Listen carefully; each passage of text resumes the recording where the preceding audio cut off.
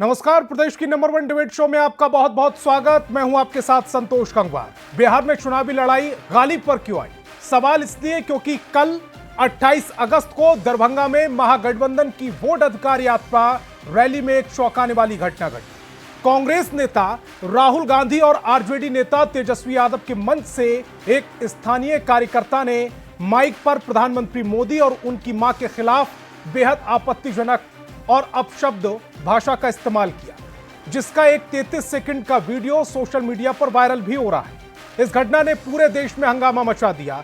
BJP ने इसे शर्मनाक बताते हुए राहुल गांधी से माफी मांगने की मांग की, जबकि गृह मंत्री अमित शाह ने कहा है कि यह लोकतंत्र पर धब्बा है। बिहार के मुख्यमंत्री नीतीश कुमार ने भी इसे घोर अशोभनीय करार दिया। हालांकि गाली देने के आरोप में कांग्रेस नेता मोहम्मद रिजवी को गिरफ्तार कर लिया गया। वहीं रैली का आयोजक मोहम्मद नौशाद माफी मांगने के बाद से फरार है। लेकिन पहले पटना और बाद में मुजफ्फरपुर में बीजेपी और कांग्रेस कार्यकर्ता आपस में भिड़ गए।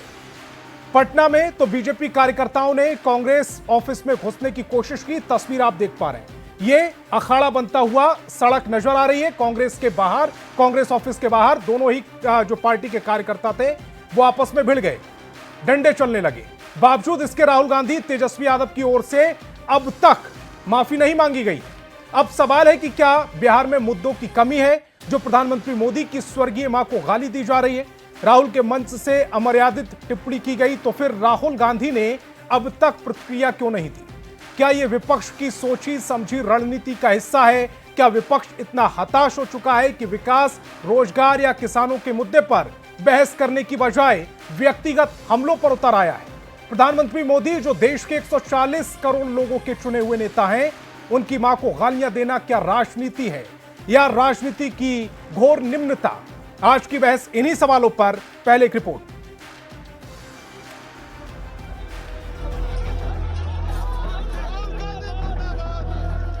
राहुल गांधी और तेजस्वी यादव के मंच से प्रधानमंत्री नरेंद्र मोदी और उनकी मां को गाली देने पर खूब सियासत हो रही है। पीएम मोदी को अपमानित करने पर आग बबूला हुई बीजेपी राहुल और कांग्रेस पर चौतरफा हमला कर रही है। खुद गृह मंत्री अमित शाह ने मोर्चा संभाल लिया है। उसमें राहुल गांधी के स्वागत के मंच पर से नरेंद्र मोदी जी की स्वर्गीय माता जी के लिए अपशब्द बोलकर सबसे घृणित काम कांग्रेस के नेताओं ने किया। मोदी जी जब से मुख्यमंत्री बने तब से सोनिया जी, राहुल जी, मणिशंकर अय्यर, दिग्विजय सिंह, जयराम रमेश, रेणुका चौधरी, हर कांग्रेस नेता ने मोदी जी के लिए अपशब्द कहे कि जरा भी शर्म बची है तो मोदी जी की, उनकी स्वर्गीय माता जी की और देश की जनता की जरूर माफी मांगे। अमित शाह आरोप लगा रहे हैं कि बिहार चुनाव में मुद्दा विहीन हो चुकी कांग्रेस निम्न स्तर की राजनीति करने पर उतर आई है। राहुल एंड कंपनी जितनी गाली देगी उतना ज्यादा कमल खिलेगा। प्रधानमंत्री को गाली देने पर सीएम नीतीश ने भी आपत्ति जताई है। सोशल मीडिया पर नीतीश ने लिखा, दरभंगा में वोटर अधिकार यात्रा के दौरान कांग्रेस पार्टी और आरजेडी के मंच से पीएम मोदी और उनकी माताजी के विरुद्ध अभद्र भाषा का प्रयोग किया गया। ये अत्यंत अशोभनीय है, मैं इसकी निंदा करता हूं।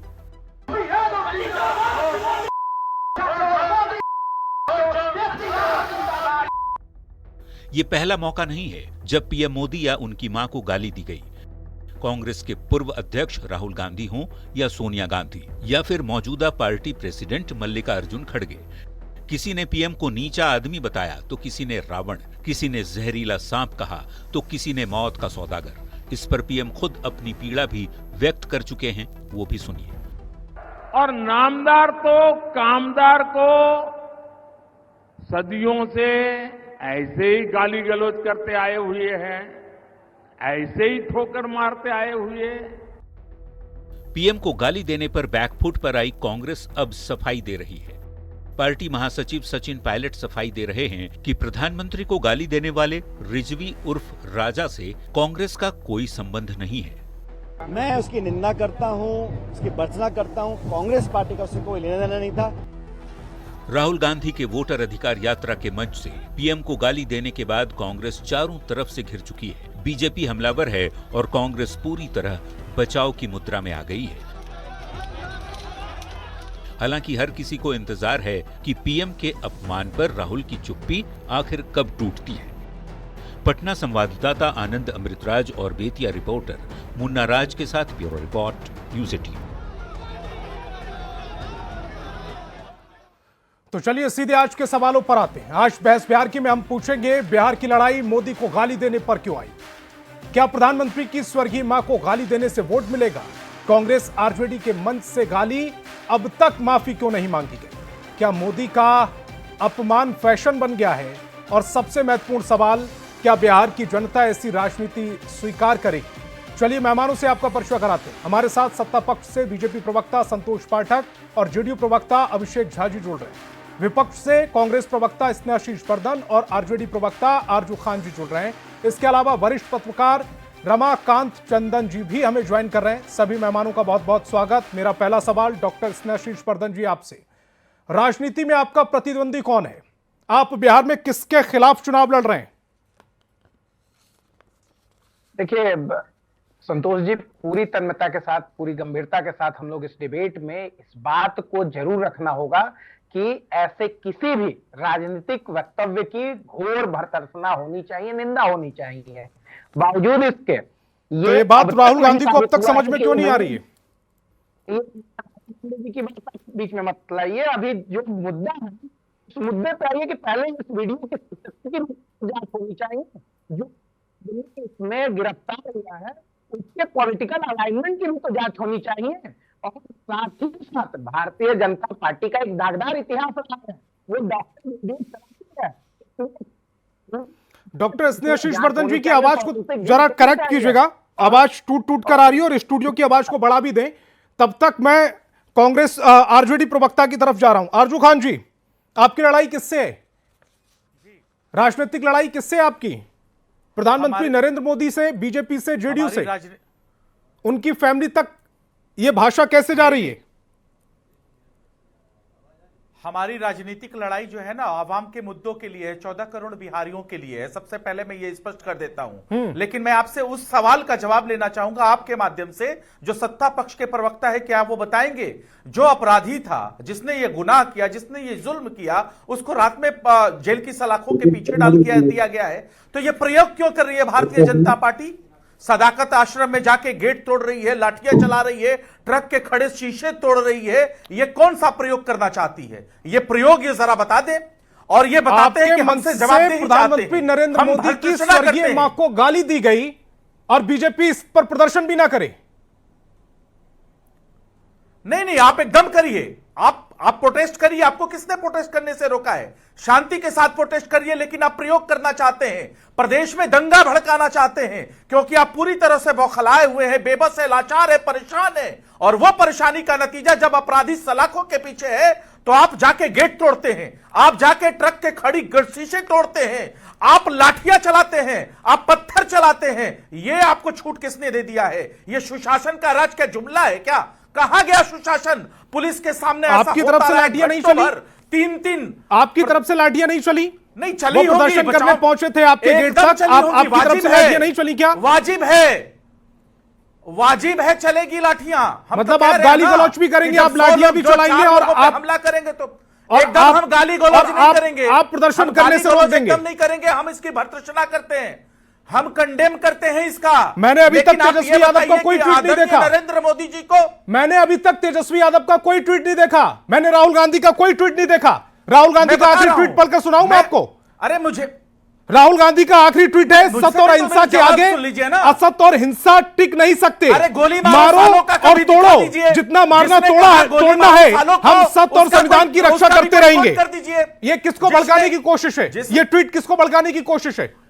ये किसको भड़काने की कोशिश कर रहे थे? सम्राट चौधरी के पिताजी की नरेंद्र मोदी को मिट्टी में गाड़ने की बात कर रहे थे। उनका स्पष्टीकरण कोई दिखा दे। खुद सम्राट चौधरी क्या कहते थे? गाली दे के आए हैं पूरा। सम्राट चौधरी के पिता क्या कहते थे या सम्राट चौधरी क्या कहते थे? उससे आपको यह अधिकार मिल जाता है कि मंच से अनुराग से आप प्रधानमंत्री नरेंद्र मोदी की मां को गालियां बकवाएं। आदरणीय सोनिया गांधी को गाली देने वाले, करोड़ों की गर्लफ्रेंड कहने वाले का कोई स्पष्टीकरण है?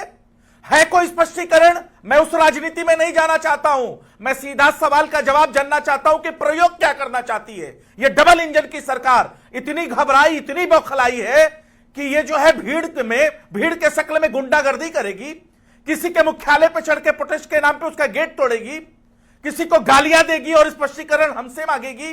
कैसा स्पष्टीकरण आप चाहते हैं गंगवार जी? किस तरीके का स्पष्टीकरण? सब प्रवक्ता और सारे कार्यकर्ता, बड़े बड़े नेता हमारे कह रहे हैं कि मां किसी के भी हो गाली नहीं देनी चाहिए, और एक तरफ भारतीय जनता पार्टी में गालियों सर, का ये संरक्षण समझाना चल होता रहा है कार्यकर्ताओं को। डिप्टी सीएम रोज मंच आपका था, राहुल गांधी, तेजस्वी यादव बड़े नेता है, उनकी उपस्थिति में अगर गाली दी जा रही है तो ये कौन समझाएगा? इसका मतलब आपके कार्यकर्ता बेलगाम है। संतोष पाठक जी, ये आज जो कांग्रेस दफ्तर के बाहर और कांग्रेस दफ्तर के अंदर करने की कोशिश की गई है कार्यकर्ताओं की ओर से, ये क्या था?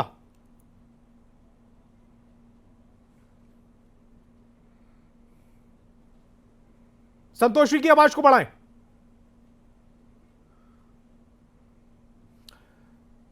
एक बार ऑडियो चेक कीजिएगा संतोष जी की। तब तक मैं अभिषेक जी, ये क्या होने की आज क्या करने की कोशिश की गई? अभी मैं आरजू जी को सुनने की कोशिश कर रहा था, हालांकि आवाज इनकी थोड़ी धीमी थी। हाँ जी, ठीक है। इनकी आवाज थोड़ी धीमी आ रही थी, लेकिन फिर भी मैंने जो सुना है। ठीक है संतोष जी, रखिए अपनी बात रखिएगा।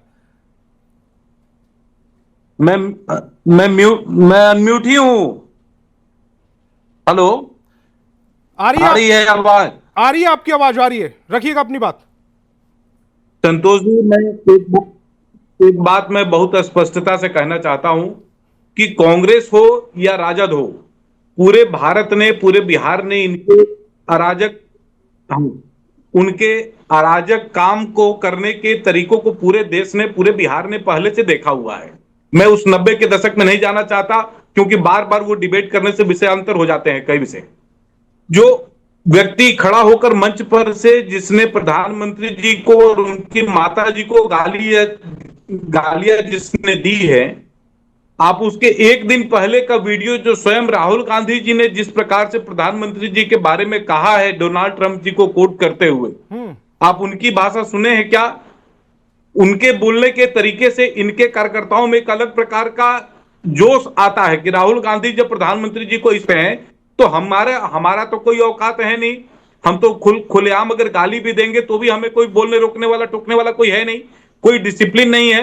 राजनीति में, सामाजिक क्षेत्र में जब काम करना होता है तो कुछ ना कुछ संदर्भ होता है, कोई विषय होता है जिसको लेकर आपको विरोध करना है।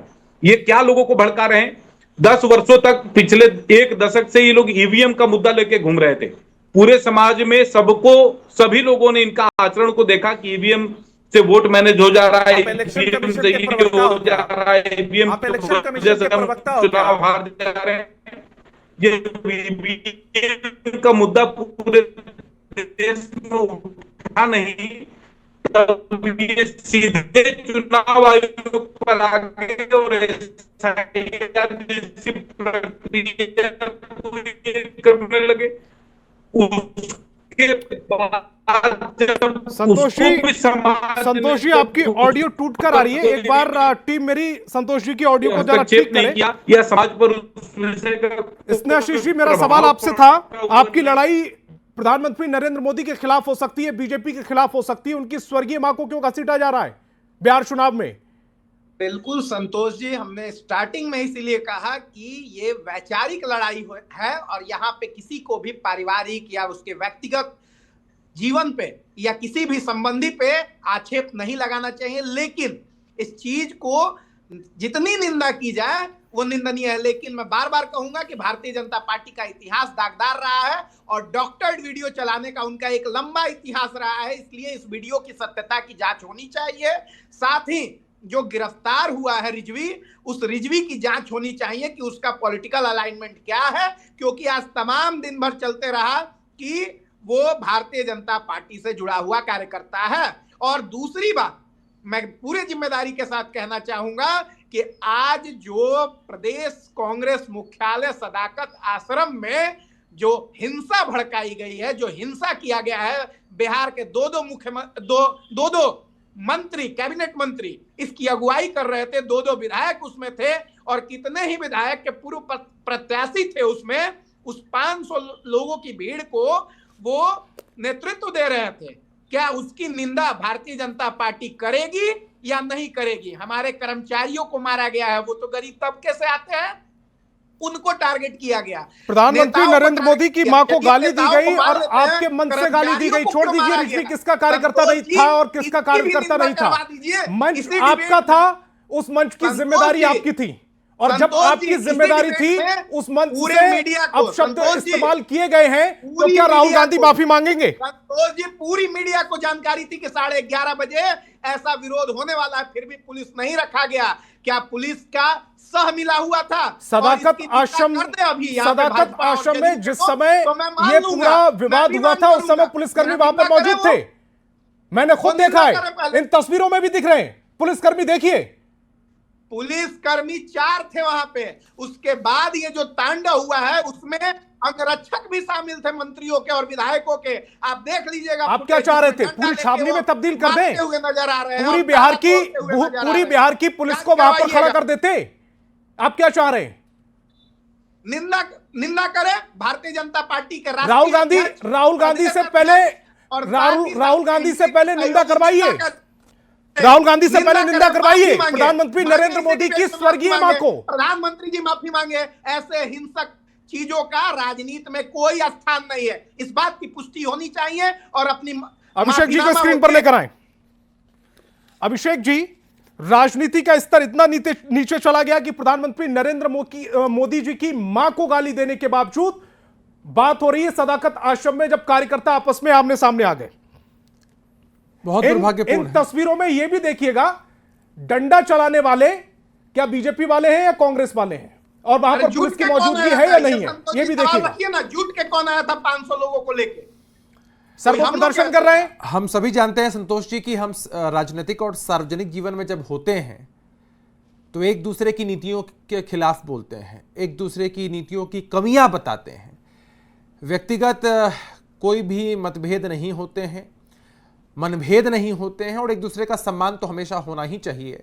इस देश ने अटल बिहारी वाजपेयी जी को देखा है, नेहरू जी को देखा है, गांधी जी को देखा है, बाबा साहेब को देखा है, और कई ऐसे लोग हैं जिनको देखा है, जिनके आचरण को हमेशा अपनाया है। लेकिन कितना दुर्भाग्यपूर्ण हुआ कि बिहार की इस पावन भूमि से, दरभंगा की धरती से, कांग्रेस पार्टी के मन से, कांग्रेस पार्टी के वर्कर की तरफ से प्रधानमंत्री जी के खिलाफ और पंच तत्वों में विलीन हो चुकी उनकी माता जी के खिलाफ इस तरह के अपशब्दों का इस्तेमाल हुआ।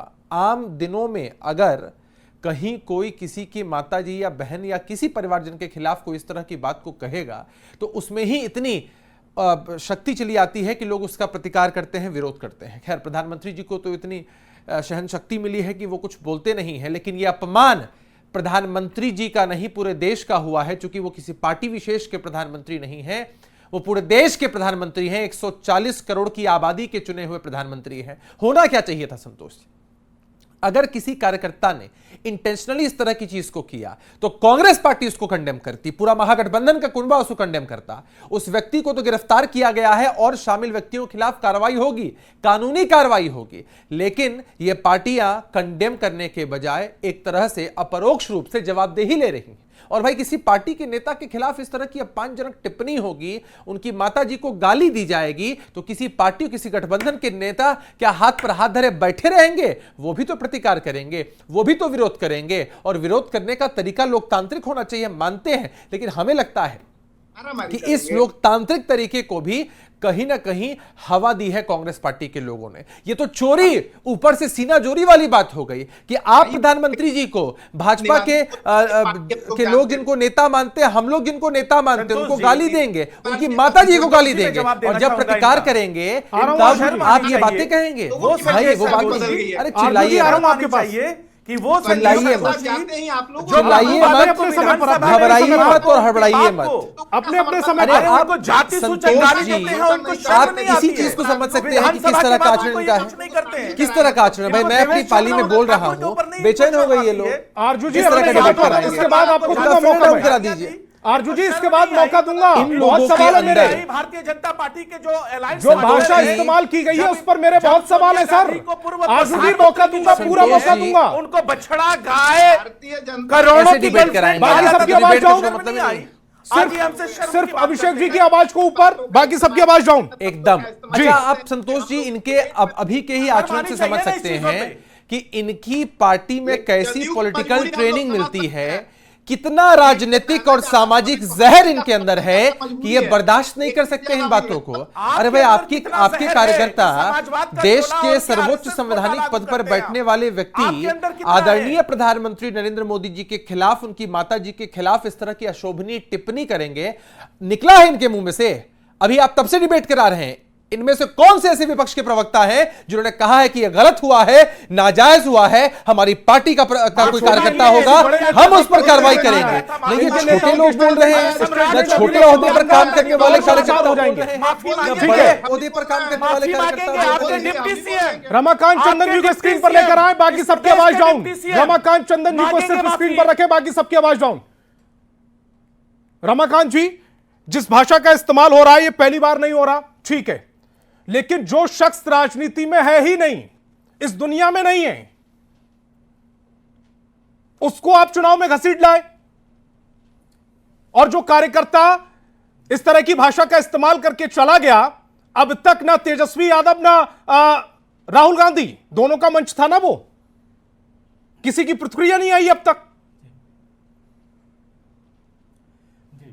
संतोष जी, सबसे पहले तो बात यह है कि जब आप कोई जनसभा करते हैं तो मंच का जो अनुशासन होता है, मंच की जो मर्यादा होती है, मंच पर जो नियंत्रण होता है, उसकी जिम्मेदारी तो उसको लेनी ही पड़ेगी जिसके नेतृत्व में वह मंच सजाया गया था। अब रिजवी कौन है, क्या है, ये तो अगले की बात है, लेकिन यह जिम्मेदारी जरूर लेनी होगी। जैसा कि संतोष जी, बच्चों को पढ़ाया जाता है ज्वाइन द डॉट, तो अगर देखेंगे कि अगर कांग्रेस पहले ही अगर इस तरह की बातों पर लगाम लगाती, जैसे प्रधानमंत्री को क्या कहा गया, नाली का कीड़ा कहा गया, प्रधानमंत्री को मौत का सौदागर कहा गया, और उसकी प्रकाष्ठा है कि आज उनकी मां बहन को गालियां दी गई, जबकि नरेंद्र मोदी जी से व्यक्तिगत तनाव हो सकता है, व्यक्तिगत मतभेद हो सकते हैं, लेकिन प्रधानमंत्री तो पूरे देश का प्रधानमंत्री है।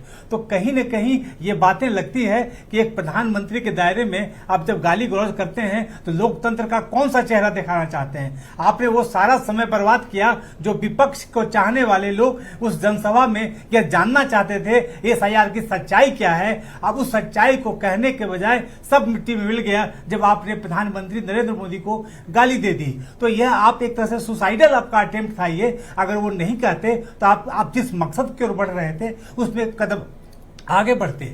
लेकिन गालियों का सिलसिला की बात करेंगे तो वो भी एक ज्वाइन द डॉट है।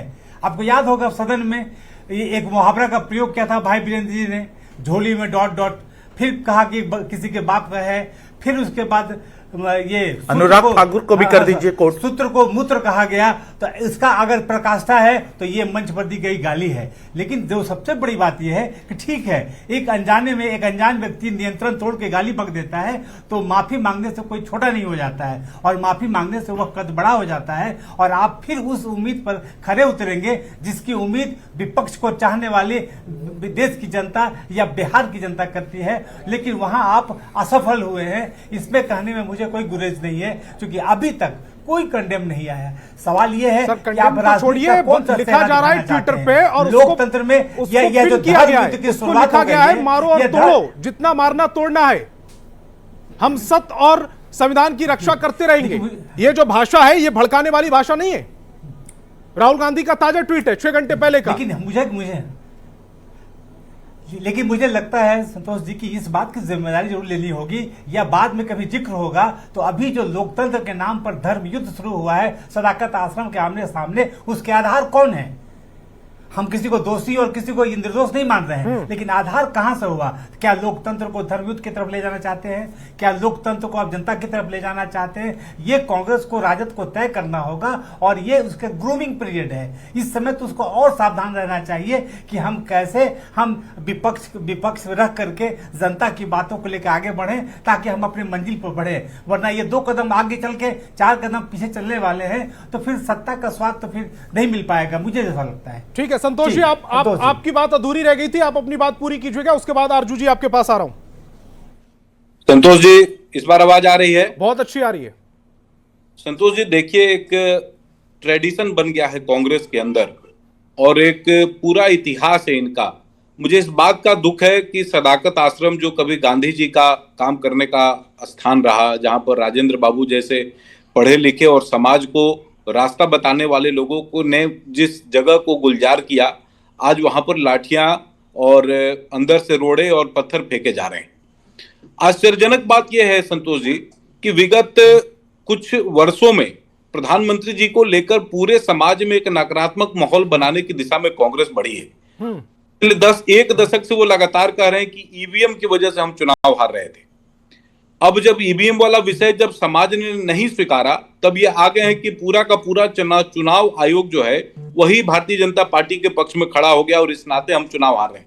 वास्तविकता यह है कि अभी जब पिछले 10-15 दिनों से इन्होंने पूरे बिहार में घूमकर जब अपने काम का जायजा लिया है, तो पूरे बिहार की स्थिति ने एकदम स्पष्टता से बता दिया है कि महागठबंधन को लेकर बिहार में कोई उत्साह नहीं है।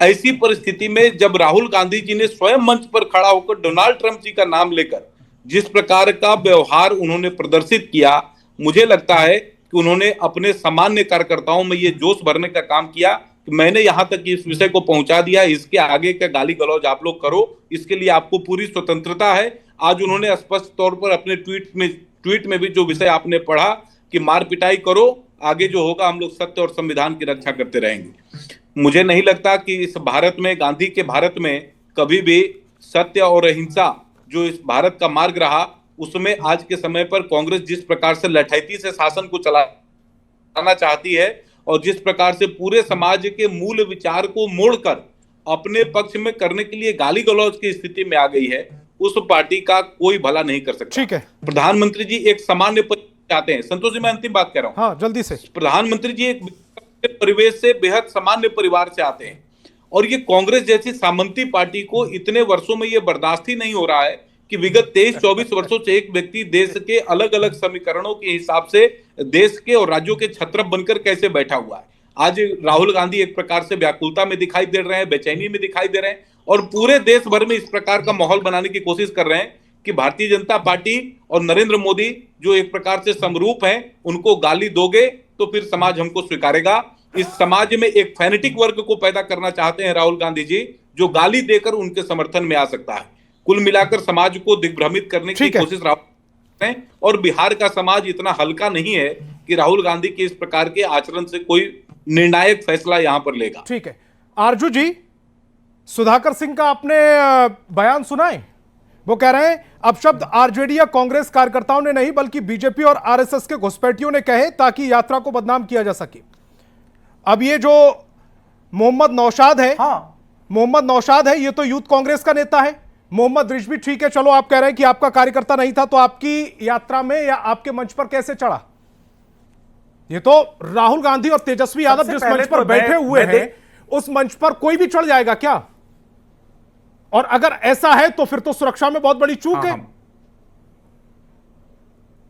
हाँ, मैं सब जवाब देता हूं मैं आपको। सबसे पहले तो मैं आपसे यह कहना चाहता हूं कि ये भारतीय जनता पार्टी जो है ना, बड़ी कॉन्फिडेंस के साथ झूठ बोलती है और बेशर्म सियासत की नजीर पेश करती है। वो बेशर्म सियासत कैसे?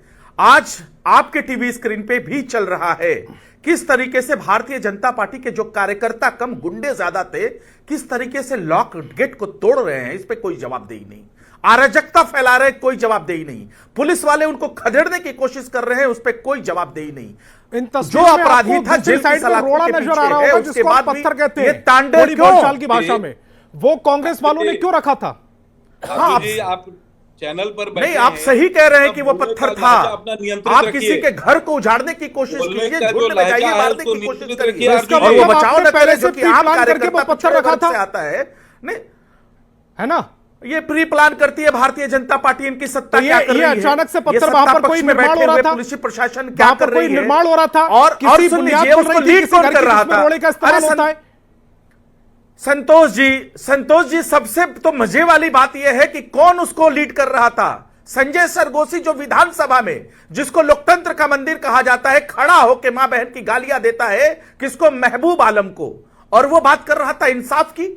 और वो सम्राट चौधरी जो डिप्टी सीएम है, उनके पिताजी कह रहे थे कि जमीन में गाड़ दूंगा, मिट्टी में गाड़ दूंगा मोदी जी को, उस पर कोई स्पष्टीकरण नहीं। वो सम्राट चौधरी जिनका ऑडियो क्लिप है कि मैं गाली दे के आया हूं और मैं स्थापित हो गया आरजू जी, उनकी कोई राजनीति जवाबदेही में नहीं। वो जो कहता था कि गद्दी से उतार दूंगा, सस्ता और रद्दी माल है, एक दूसरे कोई जवाब कुछ भी कहिए, घर वालों को थोड़ी घसीट के लाते हैं उसमें, जबकि विपक्ष कह रहा है, जबकि विपक्ष कह रहा है, कंडेम कर रहा है। ये किसी के साथ नहीं होना चाहिए। विपक्ष का एक नेता एक एक प्रवक्ता कह रहा है, लेकिन फिर भी आप चाहते हैं जवाबदेही। बोलो ना भाई, जवाबदेही अनुराग देवेंद्र ठाकुर पे कब, विजय सिन्हा पे कब, ये देखिए लीड कब होगी जवाबदेही? तस्वीरों में आप देखिए, नितिन नवीन बिहार के मंत्री, संजय सरावगी बिहार के मंत्री, कैबिनेट मंत्री। तो आप क्या चाह रहे हैं? मतलब कोई व्यक्ति प्रधानमंत्री नरेंद्र मोदी को गाली देकर चला जाए और बीजेपी वाले अब प्रदर्शन भी ना करें, विरोध भी ना जताएं। जो रोड पर मेरा सवाल यह है कि आश्रम के साथ इन्होंने सदाकत आश्रम के इस पार अगर प्रदर्शन हो रहा था, तो सदाकत आश्रम के उस पार रोड़ा ईंट पत्थर कहां से आया? अभी आप बोलते बोलते बोले कि रोड़ा तक हम लोग जमा करके रखे हैं क्या? तो कांग्रेसी। मैं नहीं कह रहा हूं सर, तस्वीरों में है, घूमिए कभी, कोई चीज मैं अपने आप से नहीं कह रहा हूं। वहां स्थिति देखिए, रोड़े बटोर के रखते हैं। लोकतंत्र में गांधीवादी लोग रोड़े बटोर के रखेंगे, ये शब्द कम से कम बदनाम करने की कोशिश मत कीजिए।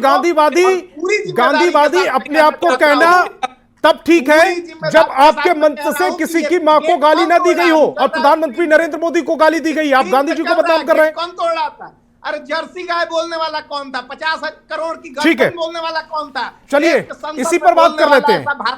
कौन तुच्छ व्यक्ति था? कांग्रेस के राष्ट्रीय अध्यक्ष मल्लिकार्जुन खड़गे मोदी को जहरीला सांप कहा। सुनिएगा इसने आशीष जी, सुनिएगा। आप झुकाइए, अब मैं सुना रहा हूं, आप सुन तो लीजिएगा। कांग्रेस के राष्ट्रीय अध्यक्ष मल्लिकार्जुन खड़गे जहरीला सांप कहा। पवन खेड़ा प्रधानमंत्री मोदी के पिता के बारे में अपमानजनक शब्द कहे। कांग्रेस के वरिष्ठ नेता है बाघेला मौत का सौदागर कहा। कर्नाटक के कांग्रेस के पूर्व सांसद बीएस उग्रप्पा, उन्होंने भस्मासुर कहा। राहुल गांधी के करीबी नेता अलका लांबा नालायक कहा। सुबोधकांत सहाय हिटलर की मौत मरेगा कहा। शेख हुसैन मोदी कुत्ते की मौत मरेगा कहा। अजय राय बोरी में डालकर जमीन के अंदर गाड़ देंगे कहा। राहुल गांधी के करीबी हैं उमंग सिंघार, उन्होंने कहा राक्षस। रणदीप सुरजेवाला बंदर से तुलना की। अधीर रंजन चौधरी गंदी नाली का कीड़ा कहा। बी रामायण राव नामर्द कहा। महेंद्रजीत सिंह मालविया मां के बारे में अपशब्द कहे। इरफान अंसारी प्रधानमंत्री को गाली दी।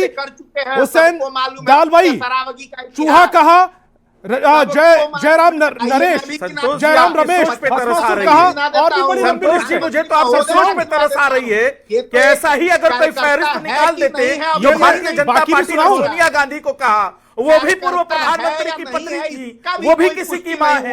अगर ये वीडियो सत्य है कि झूठ है, इसकी भी पुष्टि नहीं हुई है, लेकिन मीडिया ट्रायल में ठीक है, ये साबित करने की कोशिश कर रहे हैं। अभिषेक जी कह रहे हैं वीडियो को ही झुटलाया जा रहा है।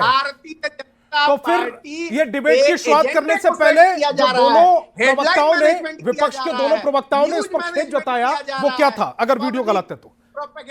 और फिर वो आदमी जो आरएसएस का बताया जा रहा है आरजेडी के सांसद की तरफ से, फिर वो क्या है? या तो तब झूठ बोल रहे हैं, आप झूठ बोल रहे हैं। दिशा भ्रमित करने की बात है, जांच हो रही है, तथ्य सामने आएंगे, लेकिन प्राइमा फेशिया सब कुछ बहुत क्लियर है। कांग्रेस पार्टी से ही उसका ताल्लुक है और इस तरह की पॉलिटिकल ट्रेनिंग, इस तरह का पॉलिटिकल जहर जो है वो कांग्रेस पार्टी के द्वारा ही दिया जा सकता है, क्योंकि भाषाई मर्यादा का पतन, नैतिक मूल्यों का पतन, राजनीति में जो तरीका है उसका पतन, वो सब कांग्रेस पार्टी के अंदर दिख रहा है। सर क्यों बोल रहे हैं भाई, यहां भी क्यों बेचैनी दिखा रहे हैं? एक लाइन में कह दिया होता कि बहुत बड़ी गलती किसी कार्यकर्ता ने की है, हम उनको पार्टी से निकाल देंगे, तो यहां भी चिल्ला रहे हैं।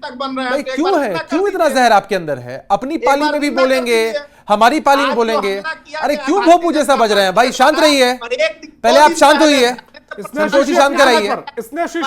ये कौन सा तरीका है डिबेट करने का? सदाकत आश्रम के बाहर जो अखाड़ा बना है वो बनाने की जरूरत नहीं है। आप अपने समय पर बात रखिएगा। इस तरह समय पर विरोध संतोष जी प्राइम टाइम का डिबेट है। संतोष जी आपका प्राइम टाइम का डिबेट है, जब इनको सलीका नहीं मालूम है क्यों डिबेट में बुलाते हैं इनको? या तो इनको डिबेट मत बुलाइए, हमको नहीं बुलाइए डिबेट में। ये क्या तरीका है? भोपू की तरह बचे जा रहे हैं। एकदम शांत रहिए, धैर्य नहीं है सुनने का। आप समझ सकते हैं कि किस तरह का राजनीतिक संस्कार इन लोगों को मिलता है कि इनके प्रवक्ता आकर चिल्लाते रहते हैं, खेद नहीं व्यक्त कर सकते हैं, अपनी गलती नहीं मान सकते हैं और बेशर्मों की तरह डिफेंड कर रहे हैं पार्टी को। याद रखिएगा कि आपने ये जो काम किया और करवाया है, यह आपकी राजनीतिक ताबूत में अंतिम कील के रूप में साबित होगा। बिहार का आम जनमानस किसी भी कीमत पर अपने प्रधानमंत्री का इस तरह का अपमान बर्दाश्त नहीं कर सकता, और किसी की मां के खिलाफ आप इस तरह के शब्दों को बोलेंगे, बुलवाएंगे, तो बिहार के लोग आपको माकूल जवाब देंगे। अभी तो प्रदर्शन सिर्फ आपने कांग्रेस मुख्यालय के बाहर देखा है, आप देखिएगा किस तरह से देश में एक लहर उठेगी और कांग्रेस पार्टी को इसका खामियाजा भुगतना पड़ेगा राजनीतिक रूप से। बिहार के लोग और देश के लोग आपको राजनीतिक रूप से समाप्त कर देंगे। इस तरह की साजिश जब आप करते हैं, इस तरह के शब्द जब आप बुलवाते हैं, तब आप समझते हैं कि आप किसी के खिलाफ ऐसा जहर उगलवा करके उसकी छवि को खराब कर देंगे। ऐसा कतई नहीं है। प्रधानमंत्री जी की छवि बड़ी थी और बड़ी होगी। देखिए कि एक स्वर से लगातार पूरे देश में जो नेता हैं इनको कंडेम कर रहे हैं, लेकिन इनके अंदर आत्मबल नहीं है। अभी चुनौती के साथ इनसे पूछिए कि इनकी पार्टी का कार्यकर्ता अगर साबित हुआ तो यही राहुल गांधी जी माफी मांगेंगे ना, और सार्वजनिक रूप से माफी मांगेंगे ना कि इस तरह का काम हुआ। पूछिए इनसे। अभिषेक जी, इससे पहले इतने स्टेटमेंट मैंने सुनवा दिए, उनमें से कब माफी मांगी गई? तो फिर उम्मीद क्यों कर रहे हैं कि यही तो बात, यही तो चुनौती है ना भाई, कि अगर ये बेशर्मों की तरह कह रहे हैं कि इनकी पार्टी का कार्यकर्ता नहीं है और उसका लेना देना अगर भारतीय जनता पार्टी से है, कल होकर ये साबित हो जाता है तो इनको माफी मांगनी पड़ेगी। राहुल गांधी माफी मांगे, सोनिया गांधी माफी मांगे, प्रियंका गांधी वाड्रा माफी मांगे, मैं चुनौती देता हूं उनको। रमाकांत जी, एक तरफ अब तक यह देखा जा रहा था कि जिनने बिहार के लोगों को गालियां दी, बिहार के डीएनए पर सवाल उठाए, उनको इनवाइट किया गया इसमें, और अब प्रधानमंत्री नरेंद्र मोदी की मां को लेकर यह स्टेटमेंट जारी कर दिया गया मंच से।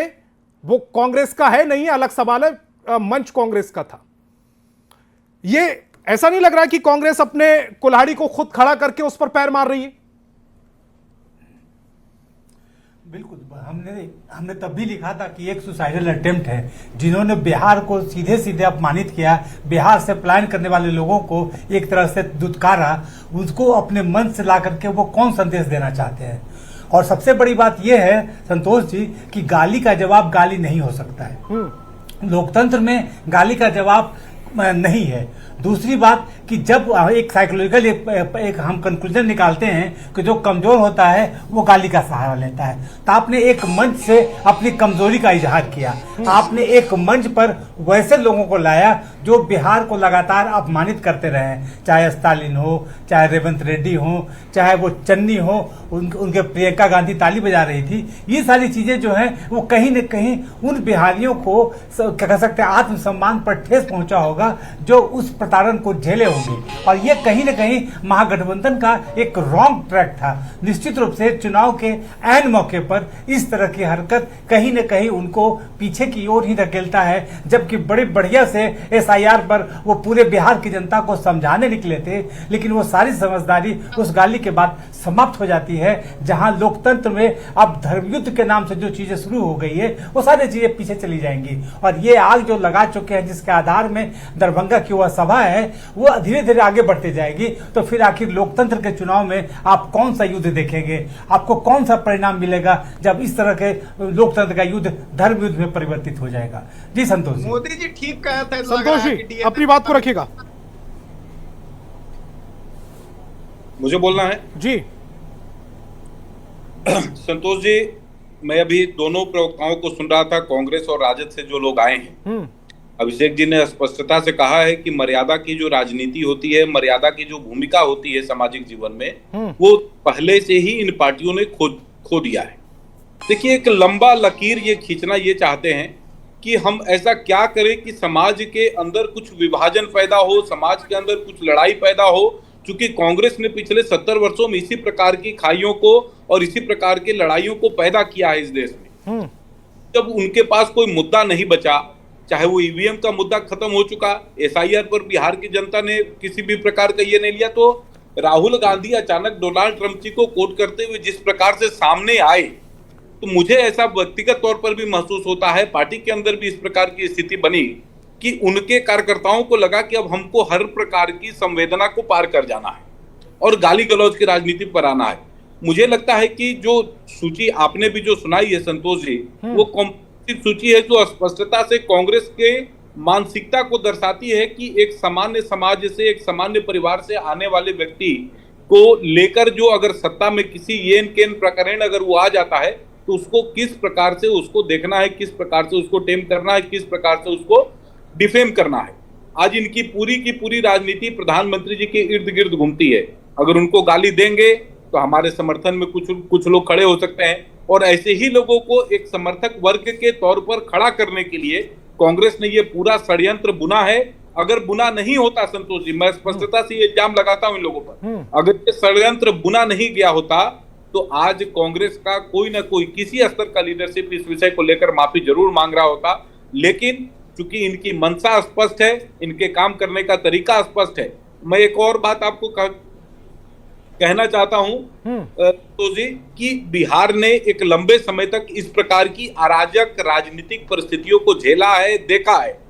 आज बिहार में सामान्य लोग, दरभंगा में जहां पर मधुर मुस्कान की और मधुर बोली की बात की जाती है, वहां पर मंच से खड़ा होकर देश के और दुनिया में सबसे लोकप्रिय व्यक्ति को और लोकप्रिय प्रधानमंत्री को जिस प्रकार से गाली दी गई है, अभिषेक जी ने भी स्पष्टता से कहा है कि इनके ताबूत में वो अंतिम कील ही साबित होगी। ठीक है, आरजू जी कुछ कहना चाह रहे हैं, जल्दी से 1 मिनट आरजू जी आपके पास, 1 मिनट में अपनी बात को रखिएगा। मैं अंतिम बात कह रहा हूं, समाज का सामान्य व्यक्ति 100% कितने सफाई के साथ संतोष जी कितने सफाई के साथ इन्होंने प्रयोग कर लिया। ये घबराए हुए, बेबस, बेचैन और परेशान लोग थे। SIR पे जिस तरीके से बिहार की जनता का अब मिल रहा था, जनादेश मिल रहा था, हमारे साथ था, इससे घबराए हुए थे, तो इन्होंने ये प्रयोग कर दिया।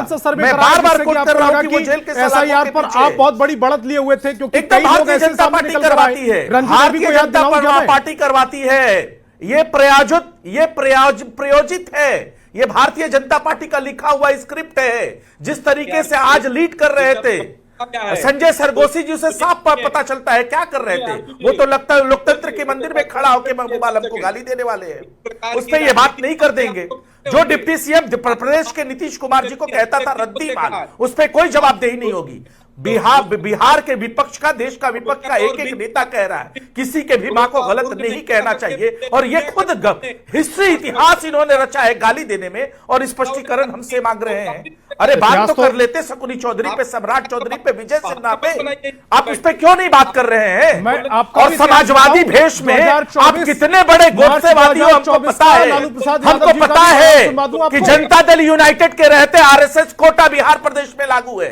हमको पता है कि गांधी के भेष में जनता दल यूनाइटेड के अंदर RSS का कोटा लागू है। हमको ये सारी चीजें पता है। मेरे पास समय कम है। अभिषेक जी 1 मिनट में अपनी बात को रखिएगा। जिसका सर का बाल, जिसके दाढ़ी का बाल, निष्कर्ष आपने देख लिया कि अगर वो, ये तो वही बात हो गई कि कोई आपको चींटी काटेगा तो आप उसको थप्पड़ मार देंगे, कोई थप्पड़ मारेगा तो आप उसका सर फोड़ देंगे। ये तो उसी दिशा में बढ़ रहे हैं ना। हम कंडेम करने की बजाय, माफी मांगने की बजाय, इस तरह के आचरण को समाप्त करने की दिशा में पहल करने के बजाय हमारे ये सभी विपक्ष के साथी लगे हुए हैं इसी बात में कि उस कालखंड में, उस समय इस नेता ने ये बातें कही। भैया छोड़िए उसको, हम आज के मुद्दे पर डिबेट कर रहे हैं, और आज का मुद्दा है कि देश के प्रधानमंत्री को कोई गाली दे, उनकी माता जी को गाली दे, तो हमें समाज में ऐसी कठोरतम कार्रवाई करनी चाहिए, ऐसी नजीर पेश करनी चाहिए कि कोई दोबारा ऐसी हिमाकत ना कर पाए। लेकिन आप तो मन ही मन और पीठ के पीछे किसी को बढ़ावा दे रहे हैं। इसने आशीष जी 1 मिनट आपके पास। गाली दिया, आपने उसको डिप्टी सीएम बना लिया। अरे छोड़िए सर, इसने आशीष जी को सुन लीजिएगा। हाँ, नीतियों पे आधारित ये बहस पूरी तरीके से संचालित हो रही है, और लगातार ये देश के जो ज्वलंत मुद्दे हैं, जो बिहार के ज्वलंत मुद्दे हैं, उनसे ध्यान भटकाने की कोशिश है। पिछले बार भी दरभंगा में संजय सर उठा कहा रहे हैं आप, वोट चोरी के शोर में ज्वलंत मुद्दे दब गए। जो तेजस्वी यादव एक आध मुद्दा उठा भी लेते थे, वो भी सुनाई नहीं दे रहा है 15 दिन से 20 दिन से। तो वहां पे उन्होंने किस तरीके से प्रशासनिक कार्रवाई करवाई थी वो सबको मालूम है। इस बार भी वो लीड कर रहे थे क्योंकि दरभंगा का ही मामला है, और ये चीज सबको मालूम है कि बिहार को अराजकता के मुंह में ढकेल के भारतीय जनता पार्टी राजनीतिक लाभ लेने के प्रयास में लगी हुई है, जबकि वोटर अधिकार यात्रा ने ठीक है गाली दे आप उड़ाई हुई है, और जिम्मेदार बीजेपी। ठीक है संतोष जी जल्दी से 1 मिनट आपके पास। आकर सरेंडर कर चुकी है, इसलिए नागपुर से ट्रेनिंग के बाद आए। ठीक है, इसने शीशी की आवाज को डाउन करें संतोष जी, समर्थन करने लगे हैं। अरे नाम के अनुकूल आचरण भी करना चाहिए। नाम स्नेह और गाली गलौज को बढ़ावा दे रहे हो भाई। नहीं, वो आपकी वो आप लोगों की ट्रेनिंग है। डीएनए किसका खराब बताया थे प्रधानमंत्री महोदय, भूले नहीं अभी, बिहारी भूले नहीं है। सर, हमें रेवंत रेड्डी और स्टालिन याद आ जाते हैं डीएनए की बात जब आप करते हैं। ठीक है संतोष जी, पैदा करना चाहते हैं ये लोग, पूरे देश की राजनीति को अराजकता में झोंक देना चाहते हैं। वर्षों से बिहार में किसी प्रकार से मेहनत करके नीतीश कुमार जी के नेतृत्व में एनडीए ने बिहार में सीखिए, संतोष करना। ये लोग पुनः बिहार में अशांति को पैदा करना चाहते हैं। अगर नहीं करना चाहते तो देश के प्रधानमंत्री के खिलाफ इस प्रकार के भर्त्सना युक्त भाषा का प्रयोग नहीं करते। एक प्रधानमंत्री जी को और उनकी माता जी को इस प्रकार से गाली देना ये बताता है कि कांग्रेस के डीएनए में, कांग्रेस के जीन में पूरे देश को लेकर, पूरे पॉलिटिकल सिस्टम को लेकर उसके मन में किस प्रकार के विचार हैं। वो चाहते नहीं कि देश में शांति बनी रहे, देश की प्रगति हो, समाज को कांग्रेस के जनाधार से। ठीक है, आखिरी मिनट है मेरे पास। रमाकांत जी रखिएगा अपनी बात, बाकी सबकी आवाज डाउन, सिर्फ रमाकांत जी की आवाज को अप रखिएगा जी। कोई मुद्दा नहीं है इस प्रकार का। लोकतंत्र में गाली की कोई जगह नहीं है। गाली का मतलब होता है निराशा की बात, गाली का मतलब होता है हताशा की बात, गाली का मतलब होता है हार की बात। और लोकतंत्र में जहां आप आगे बढ़ करके कुछ कहना चाहते हैं, आपने सचमुच एक मुद्दा खोया। इस डिबेट में मैं ये कहना चाहूंगा कि महागठबंधन बैकफायर कर गया। अगर अपने तमाम मुद्दों को लेकर आगे बढ़ता, इस गाली ने उसे इस चुनाव के सामने, अपनी जनता के सामने, अपने समर्थक के सामने जो शर्मिंदा किया है, वो कहीं न कहीं इस गठबंधन के निगेटिव में जाएगा। जी ठीक है, मेरे पास समय की कमी है, इस डिबेट को यहीं रोकना पड़ेगा। तमाम मेहमान मेरे साथ जुड़े, आपका बहुत बहुत शुक्रिया। और बहस चुनाव की में फिलहाल इतना ही।